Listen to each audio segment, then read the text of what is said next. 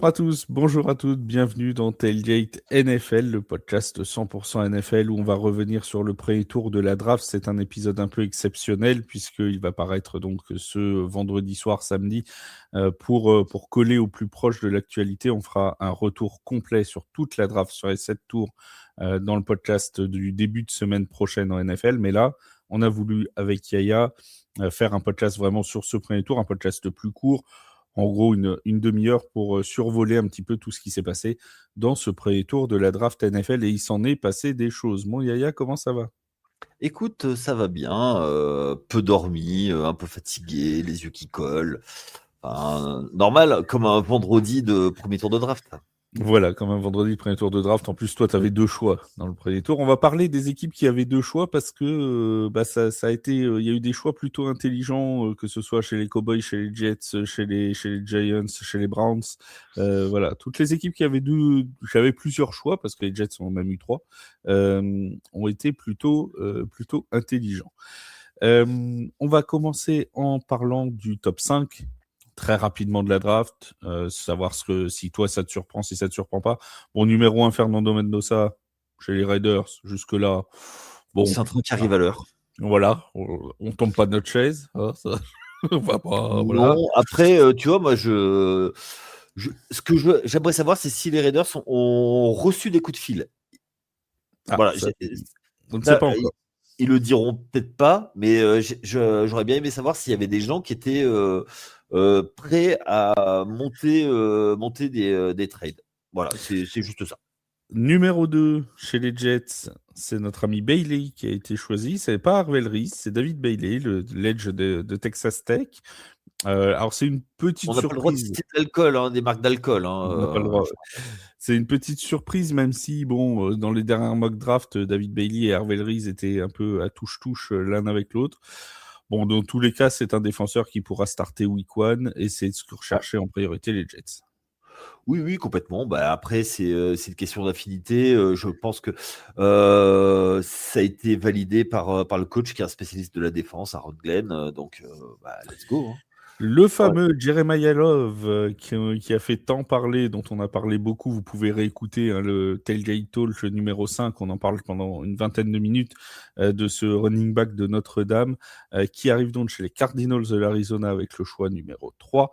Jeremiah Love, c'est un running back capable évidemment de courir, qui est rapide, mais aussi qui peut être utilisé en réception.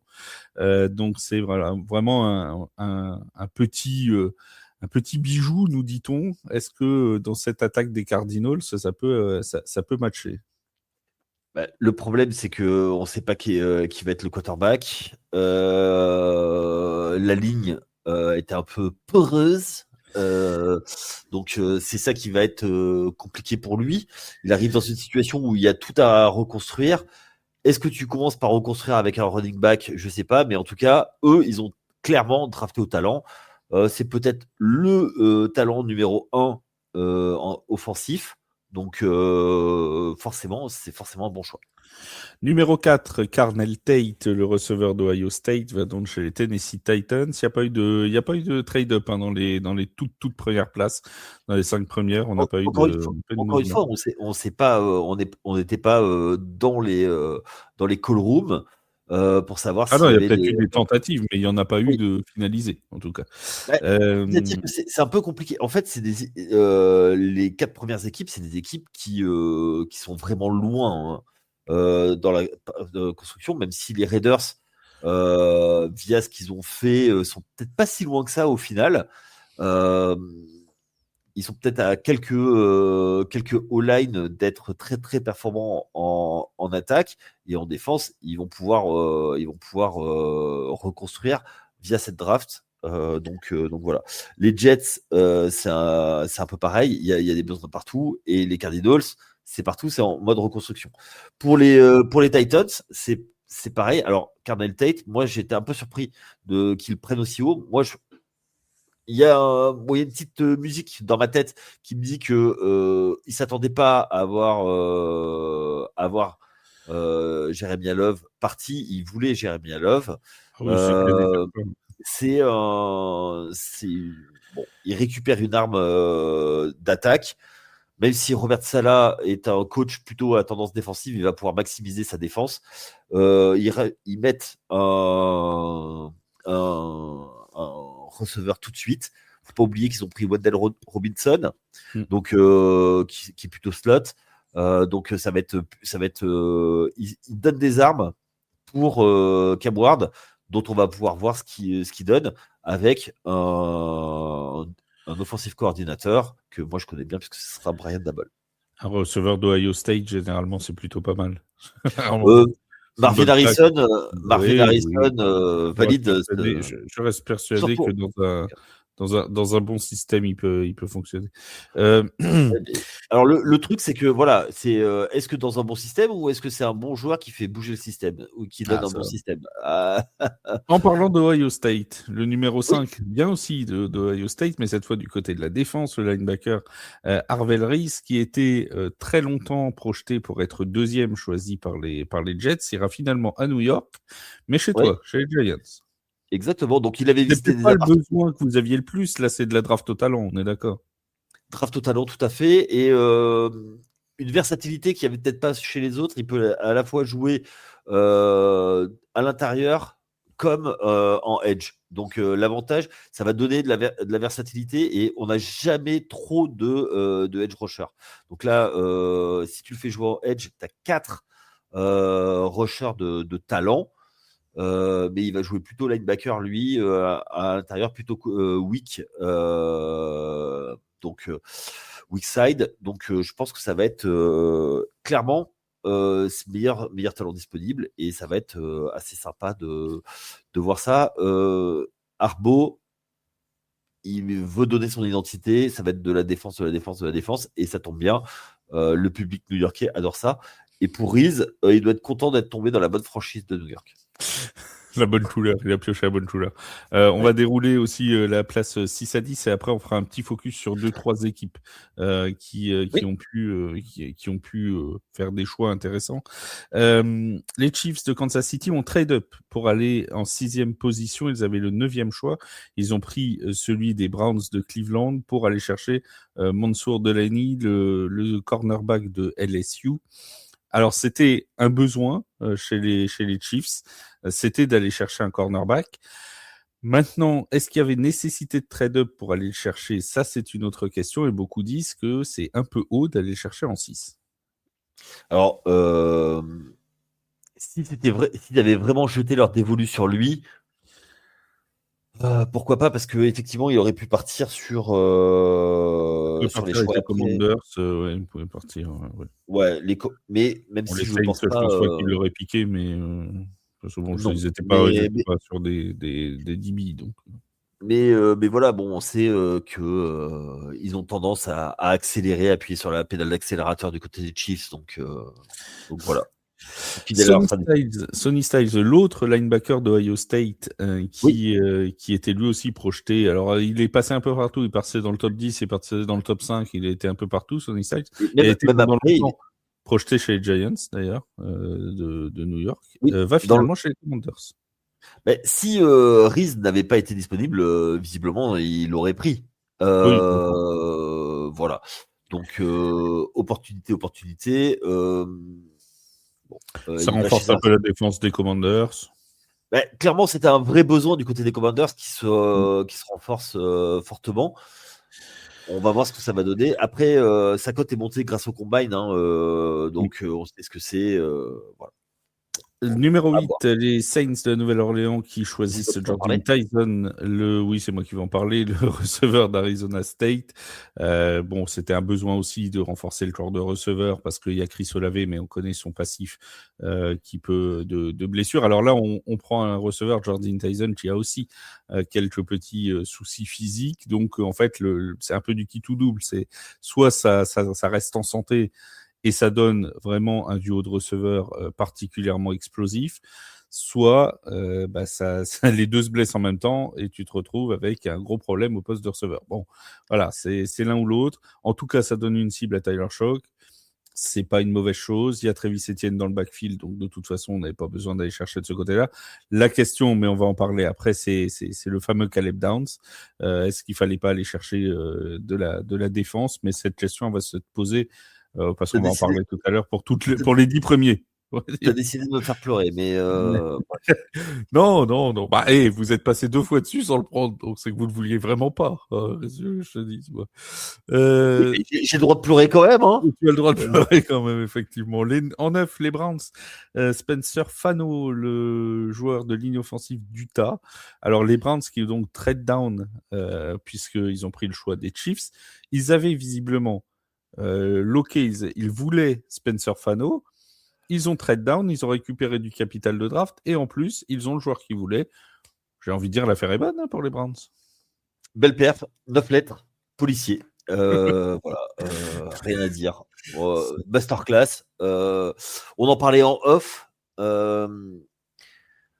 Maintenant, le sport professionnel, c'est tellement est devenu tellement fin en termes de stratégie, tout ça. C'est tellement entre les analytics, tout ça. Maintenant, ils préparent tous les scénarios possibles. Et je pense que se tromper aussi haut, c'est compliqué, quoi. C'est fini les dingueries à la Raiders. Et enfin, en numéro 10, toujours chez les Giants, toujours en ligne offensive, notre ami Francis Mauigoa, que tu vas prononcer mieux que moi parce que je n'ai oui, Noah. Maui Noah, visiblement. Le joueur de ligne offensive de Miami. Alors lui, il avait été projeté pendant très longtemps pour être choisi en 3 par les Cardinals. Oui.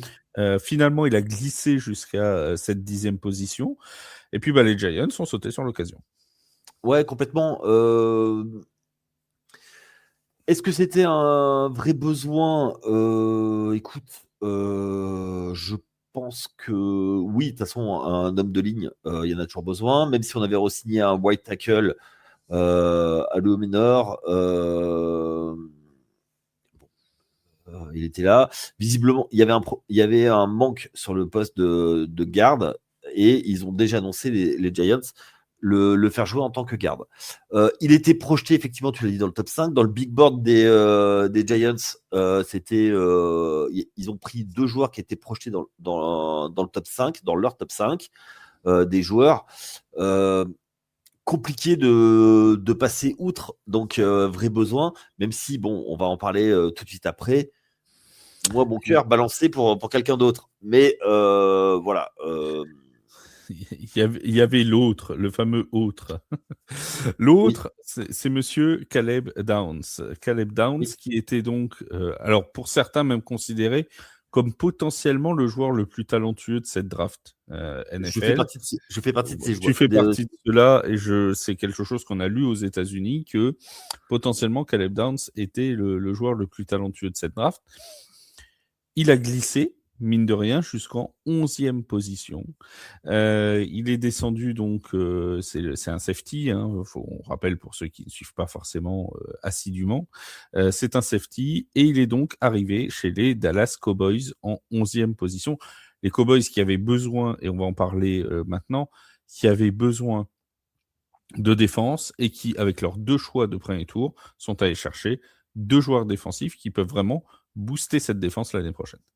Ouais, complètement. Ah bah là, complètement, ils ont loqué. Alors, tu l'as dit, pour moi, je pense que c'est vraiment un game changer, parce qu'il peut faire beaucoup de choses, Caleb Downs. Et puis, leur 2e choix, c'est Malachi Lawrence. Lawrence Malachi, qui lui est un edge. Ça tombe bien, tu vois, il renforce complètement la défense, leur vrai besoin. Ils ont renforcé d'un coup, en premier tour, le backfield et le pass rush. Là, pour le coup, voilà. Donc, on sait qu'ils ont une attaque explosive, ils ont une défense qui pourrait maintenant tenir la route aussi. Ouais, complètement. Et alors, la division a été très bien représentée dans ce premier tour. Donc, après, bon, faut voir si les joueurs sont ready dès le premier jour. Mais c'est clairement, il y a des choses, très très positives, et ça me coûte de le dire du côté de Dallas. Du côté de Dallas, oui, ça a plutôt bien, enfin, c'est une logique. Hein. Encore une fois, c'était un besoin. Ils sont allés chercher ce qu'il fallait. On a parlé des Browns tout à l'heure avec Spencer Fano. Ils avaient un deuxième choix, les Browns, en numéro 24. On va pas vous dérouler les 32 choix parce que ça va être un petit peu long et fastidieux. Sinon, on va se focaliser là sur les équipes qui avaient plusieurs choix. On a parlé des Giants tout à l'heure. On vient de parler des Cowboys. Les Browns avaient donc un deuxième choix aussi. Et ils l'ont placé sur Casey Concepcion, le receveur de Texas A&M. Là Ils aiment bien aussi, Texas et oui, A&M. c'est vrai. Et ça renforce cette attaque des Browns. On sait que défensivement, ils ont des pièces intéressantes.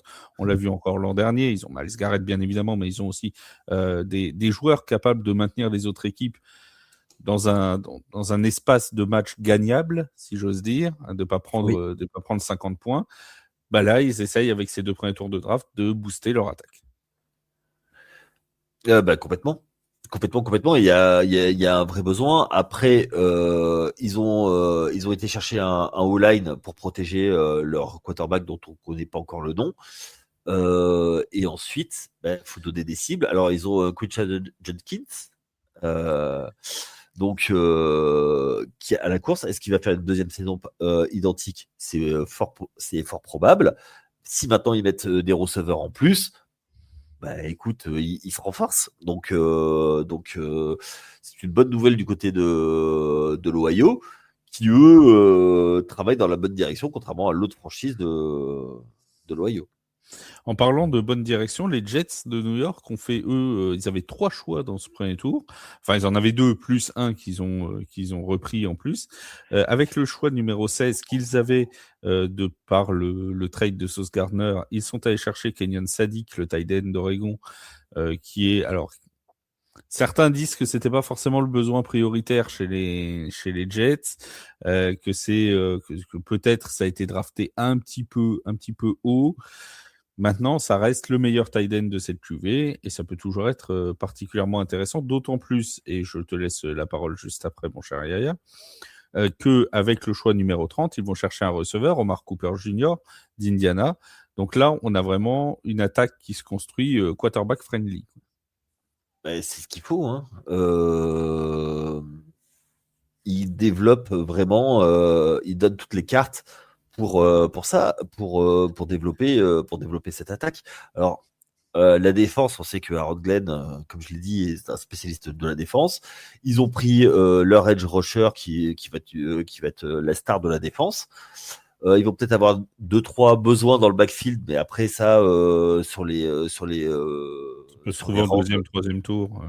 voilà, ils vont pouvoir protéger. Tu prends un running back après par la suite pour me donner un peu de profondeur. C'est plutôt bien joué. Après, bon, comme d'hab, la ligne en attaque. Après, l'avantage, c'est que là, ils vont pouvoir acheter du temps avec à la fois un tight end, à la fois un receveur en premier tour. C'est plutôt malin. Hein, voilà. Donc, Il y a eu beaucoup d'équipes qui ont eu plusieurs choix, hein, donc on va pas tous pouvoir les faire. Il y a Miami qui a choisi notamment 2 fois, qui a choisi Khalil Proctor dans la ligne offensive, le joueur d'Alabama, et qui a choisi aussi, alors c'était plus tard, c'était en 27e, Chris Johnson, le cornerback de San Diego State. Donc là aussi, une équipe qui a choisi 2 fois. Les Titans ont eu aussi 2 choix. Les Chiefs ont choisi 2 fois, puisqu'ils ont pris Peter Woods aussi en défensif tackle en choix numéro 29. On a eu vraiment un vrai besoin, le défensif tackle du côté des Chiefs. Il y a renforcer la défense, c'est des priorités, parce que Chris Jones, avec tout le talent que l'on connaît, il vieillit. Il va falloir penser à sa succession. Et ensuite, du côté et aller chercher un cornerback, c'est plutôt malin, puisque Spagnuolo adore les cornerbacks et arrive à les magnifier. Donc, surtout qu'il y a eu un trade, je sais plus pour qui, mais qui où leur cornerback est parti. Donc, McDuffie. Ouais, c'est McDuffie. Et puis il est contre les vampires, donc je trouve que c'est plutôt malin. C'est plutôt malin du côté des Chiefs. Et on sait que si tu veux gagner des titres, Et sachant qu'ils ont une fenêtre grande ouverte avec Patoche, il va falloir continuer à développer la défense. C'est comme ça qu'on gagne les titres. Alors, on a encore à peu près 10 minutes dans cette émission. On va faire un focus pendant au moins les 5 prochaines sur le choix qui fait sans doute le plus parler aujourd'hui aux États-Unis, le choix des Rams de Los Angeles. En 13e position, les Los Angeles Rams ont donc choisi Ty Simpson, quarterback d'Alabama. Le quarterback d'Alabama, on sait ton amour pour les quarterbacks d'Alabama. Alors, oui. Je tiens, et on va lui donner tout le crédit qu'il mérite, à préciser que notre ami Flo de French Touchdown nous parle de Ty Simpson comme d'un possible first rounder depuis déjà presque 2 semaines, que ça peut être quelqu'un qui est choisi au premier tour. Je ne sais pas s'il le voyait choisi si haut dans le premier tour, ça c'est peut-être pas certain. Mais en tout cas, il nous avait dit qu'il pouvait partir. Et encore dans le Tailgate Talk hier, il nous disait attention, c'est pas impossible que Ty Simpson parte avant le deuxième tour. Il y a ce choix du quarterback et la question qui revient chez beaucoup d'Américains, c'est mais pourquoi avoir choisi un quarterback alors que les Rams se semblent dans une logique de gagner tout de suite, d'une fenêtre possible pour aller au Super Bowl et pour gagner. Pourquoi ne pas rajouter une pièce qui leur permettra immédiatement de pouvoir gagner et d'aller chercher un quarterback pour l'avenir? Alors moi là-dessus, tu vois, une pièce pour aller gagner quand tu es au-delà du top 10, j'y crois pas. Je pense que si tu es vraiment une pièce ready et un game changer, c'est top 5, voire top 10. Tu vois, tu avais un Ruben Bain, par exemple, junior, qui est allé chez les Buccaneers, qui est en 15, qui était longtemps projeté dans le top 10 de la draft, où ils auraient pu encore renforcer leur défense, par exemple. Tu vois, mais est-ce que c'était vraiment le joueur qui allait te faire passer dans une autre dimension? Bah non. Donc du coup, eux, ils se disent, la fenêtre de tir, la fenêtre, on va l'écarter d'une fenêtre, on va faire une porte-fenêtre, on va l'agrandir. Donc, oui, je pense que c'est une question d'agrandissement de fenêtre de tir. C'est-à-dire que là, ils se disent, même quand Matthew Stafford part à la retraite, si on a un QB prêt à prendre la relève, notre fenêtre, elle n'est pas de 2 ans, elle peut être de 5. Quoi. C'est ça, en fait, parce que tu parles de la défense, mais Jared Verse, notamment, c'est un sacré joueur et il sera là pour quelques années encore. Donc, moi, là-dessus, je suis pas. Je trouve que le move est plutôt intelligent. S'ils ont vraiment vu quelque chose en lui, ils ont raison d'y aller, en fait. Et en se disant, ok, Coco, tu vas rester dans la couveuse.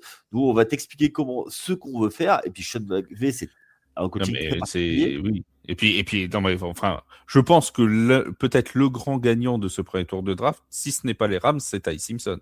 Parce qu'il arrive dans une équipe, tu vois, il n'a pas à se prendre une équipe qui est au fond de la cave pour l'instant, tu vois. Il arrive dans une équipe qui est déjà très bien, qui est très bien coachée. Qui est très bien coaché, qui avec Matthew Stafford, qui est quelqu'un qui peut apprendre plein de choses, qui est passé par des moments difficiles, par des moments plus favorables. Et quand on voit Stetson Bennett, par exemple, ce qu'il dit sur Matthew Stafford dans son approche et tout ça, tu sens que c'est quelqu'un qui peut transmettre et qui peut apporter à Ty Simpson. Ils savent que c'est pas forcément un QB ready pour être starter week 1 2026. Ça tombe bien, ils en ont pas besoin. Donc voilà, c'est parfait. Ils ont quelqu'un qui est là, qui peut apprendre doucement et qui peut prendre la relève sans que l'équipe ait une chute incroyable d'ici 1 ou 2 saisons. Moi, ça me semble faire sens. Hein. Ah oui, complètement. Et surtout, est-ce que tu avais vraiment un game changer Voilà, en fait, c'est où tu as un game changer et là, effectivement, tu peux aller chercher. Si Caleb Downs avait été libre en 13, je pense qu'il le prenait, par exemple. Tu vois. Oui. Ah oui. Lui, c'est un game changer, Caleb Downs. Là, je pense qu'il disait on prend Caleb Downs et puis on verra quitte à trade up plus tard pour prendre Ty Simpson. Mais là, comme il est plus dispo, voilà, je pense qu'ils prennent. Là, ils draftent à l'avenir. Simpson, il serait parti. Moi, je pense qu'il partait aux Steelers. Aux Steelers. Alors toi, tu penses qu'il partait aux Steelers? Moi, je colle à la théorie de Flo qui pense qu'il aurait pu partir chez les Cardinals en début de deuxième tour. Et je me dis que s'il le voyait chez les Cardinals, les Rams, en plus de le prendre avec eux, ne le prennent pas contre eux. Ce qui peut être en plus une bonne idée, puisque on rappelle que les Cardinals et les Rams font partie de la même division. Donc au moins, ils se disent, Ty Simpson va pas aller chez un adversaire direct, et ça peut être une bonne chose. Alors est-ce qu'ils ont réfléchi jusque-là? Je n'en suis pas sûr. Et tu as raison, peut-être que les Steelers avaient quelques vues aussi sur lui et qu'ils l'auraient pris avant. Mais tu vois, là, par exemple, le mettre chez les Steelers, ça voulait dire le lancer quasiment tout de suite. Soit tu mettais lui, soit Will Howard, tu vois. C'était Ah, mais ou non, Mason Rudolph. non, pas forcément. Tu le mettais en couveuse. Moi, je pense que. Tu mets en couveuse derrière qui Mason Rudolph. Ou Will Howard, et en attendant de voir ce qui se Enfin, passait Will cette Howard, année, il est aussi jeune que lui, quasiment. Oui, mais c'est pas grave, ça. Tu le lances, et après, ben, si ça. Si t'as pas confiance, bah t'attends parce que visiblement il est très très bon. Ah C'est pas oui, le même. oui, oui, oui, ça c'est pas le. Moi, voilà, je vois, j'ai vu dans la presse américaine des étonnements incroyables en se disant mais qu'ont fait les Rams? Bah, moi, quand j'ai vu le choix, je me suis pas. Enfin, encore une fois, c'est quelque chose dont hier dans Tailgate Talk, on a eu ce débat sur Matthew Stafford et on en a parlé de la possibilité d'aller chercher un QB, d'aller chercher un QB haut dans cette draft pour lui laisser le temps et pas forcément qu'une seule saison, peut-être 2 ans pour s'aguerrir. Donc, Et regarde ce personnellement, qu'ont fait les Packers avec Aaron Rodgers. et Il était Jordan dans Love, l'ombre. Et après Jordan Love, ils l'ont toujours mis dans le.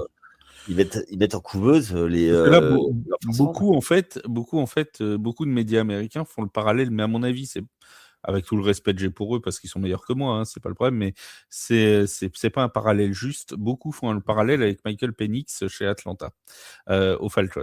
La différence entre les Bah deux, non. c'est que Michael Penix, quand il arrive, ils viennent de recruter Kirk Cousins. Là, on est plus sur un passage de témoin de retraite, tu vois. C'est un mec qui est Ah oui. installé, Matthew Stafford. Mais C'est pas surtout, un petit jeune que tu viens lui mettre dans les pattes. C'est pas du tout le problème. surtout, tu vas pas recruter à Pont d'Or un mec qui vient de se faire le tendon d'Achille, quoi. C'est ça. Et Ah, quand bien même il le prolongerait avec plusieurs millions de dollars, Matthew Stafford, ça reste pas le même cas parce que, encore une fois, il est installé. La Ty Simpson, il vient pas pour starter week one, hein, on va pas se leurrer. Il vient pour apprendre derrière Matthew Stafford. Donc le cas n'est pas, alors que Michael Penix venait pas forcément pour apprendre derrière Kirk Cousins. Tu vois. Donc ouais. c'est un cas qui est complètement différent à mon sens. Mais après, Ah bah c'est oui, oui, oui. mon avis. Comparaison n'est pas raison. Tout à fait. Et même si ça vient des médias américains et des NFL médias, ça n'est pas toujours pertinent. Tu vois. Eux aussi peuvent se tromper. Et je pense que sur ce gars-là, ils se Ah, trompent. tromper et médias américains, on va vite parler Non, mais d'interpréter. on va passer chez The Athletic maintenant. On les laisse tranquilles chez The Athletic. Mon cher Yaya, s'il y avait Ouais. un choix qui, toi, t'a plu, où tu te dis, tiens, ça peut être pas vilain. Alors, ça peut être un choix dont on a déjà parlé ou un choix plus loin dans Bah, la draft. moi, je te l'ai dit, pour moi, et ça me coûte de le dire, c'est Caleb Downs. Ah oui, Caleb Downs. ça pour toi, c'est le style de la draft. Ouais. Moi, je pense que, en fait, en termes de talent, je pense que c'était vraiment le talent. Le talent. Après, c'est pas une position sexy et il paye la position. Mais voilà pour moi. Et après, je trouve que Reese aux Giants, c'est plutôt un très très bon, très très bon choix. Eh ben moi, j'aime beaucoup le numéro 4, le choix numéro 14 chez les Ravens, Ioane, le joueur de ligne offensive de Penn State, qui est l'un des meilleurs, et tous ceux qui faisaient des rankings de position te disaient que c'était aussi l'un des meilleurs joueurs de ligne offensive. Il y avait un vrai besoin chez les Ravens de protection de Lamar Jackson et je pense que là ils ont piqué un très très bon joueur et ça va vraiment booster cette ligne offensive des Ravens qui en avait grandement besoin. Un petit mot aussi sur le choix des Eagles de Philadelphie, de Mackay Lemon, le receveur d'USC. Alors est-ce que ça va réalimenter les rumeurs A.J. Brown, hein. Ils ont choisi un receveur au premier tour, donc ça va repartir ça va remettre une pièce dans la machine, tu vas voir, ça va pas tarder. Il peut gagner le Tour de France, Lemon. Voilà, tu sais, oui, tout à fait. S'il y a Fignon en face. Mais ou Claudio voilà. Capucci. C'est un joueur voilà, qui est particulièrement explosif, qui fait des start-stop assez rapides, notre ami Lemon. Et franchement, ça peut être un tout bon receveur. Les Eagles, en plus, on le sait, sont pas trop du genre à se planter sur les drafts ces dernières années. Là, ils ont trade up pour aller chercher notre ami Lemon. C'était un choix qui appartenait avant à Dallas, qui du coup ils ont tradé avec un rival de division. Oh attention, c'est que les Jekyll les deux, de toute façon, voilà. C'est pas mal. Tu vois, toi, tu restes dans ton coin avec les Giants, ils restent dans leur coin. Tu vois, les Eagles et les Cowboys, ils arrivent à s'entendre. Écoute-moi bien. Les Cowboys et les Eagles sont sur un bateau. Le bateau coule. Qui est sauvé? La NFL. Et c'est sûr, je crois que c'est là-dessus qu'on va conclure. Je crois que c'est la plus belle conclusion qui puisse exister. En tout cas, la suite de la draft, c'est donc dans la nuit de vendredi à samedi. Vous aurez les tours 2 et 3 et les tours 4, 5, 6 et 7 samedi en fin d'après-midi, heure française. On croise tous les doigts pour que notre petit Frenchie soit appelé à un moment ou à un autre de cette draft. Jeffrey Mba qui peut être sélectionné par une franchise NFL. On est bien évidemment tous à l'affût pour espérer que notre petit Français soit appelé, et on espère de tout notre esprit et de tout notre cœur. On reviendra mardi pour faire un débriefing complet et surcomplet de cette draft NFL 2026 sur Vince qui viendra nous donner ses là, regarde, du coup, c'est la galette complète là. Non mais Vince, il est en train d'apprendre les nouveaux noms. Voilà, il a besoin du week-end pour réviser tous les noms. Oui, Noah. Oui, Noah, quoi. Attends, on lui a pas passé le prénom de Yohanné encore, le choix numéro 14 des Ravens. Tu vas voir, ça va lui plaire, ça, à Vince. On fera une interro surprise lundi soir, et vous entendrez ça mardi matin sur les noms des nouveaux joueurs NFL. En tout cas, les amis, on se dit à très vite. Bon week-end à vous tous, et profitez de la draft, profitez de ce week-end de foot US, et on se dit à la semaine prochaine. Salut tout le monde. Ciao.